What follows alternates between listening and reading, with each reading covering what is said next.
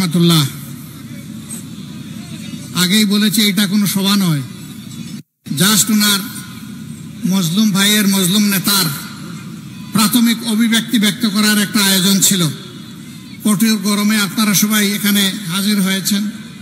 মঞ্চে সংগঠনের কেন্দ্রীয় নেতৃবৃন্দ আছেন, আমাদের বন্ধু সংগঠন সমূহের সম্মানিত নেতৃবৃন্দ আছেন, ছাত্র সংগঠনের নেতৃবৃন্দ আছেন, শ্রমিক সংগঠনের নেতৃবৃন্দ আছেন, আপনারা আমরা সবাই আছি।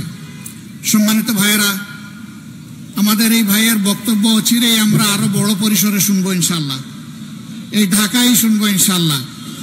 এই জন্য আমি আজকে আমার বক্তব্য দীর্ঘায়িত করতে যাচ্ছি না।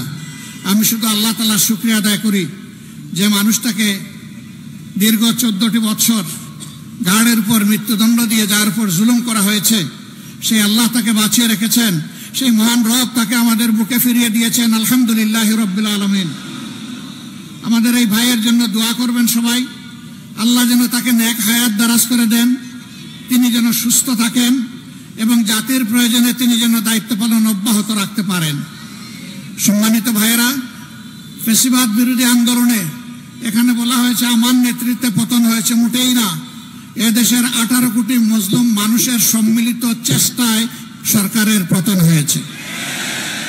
আমরা এই ক্রেডিট, মূল ক্রেডিট আল্লাহ তাআলাকে দেই, আর জমিনের ক্রেডিট সমস্ত এদেশের জনগণকে আমরা দেওয়ার পক্ষে।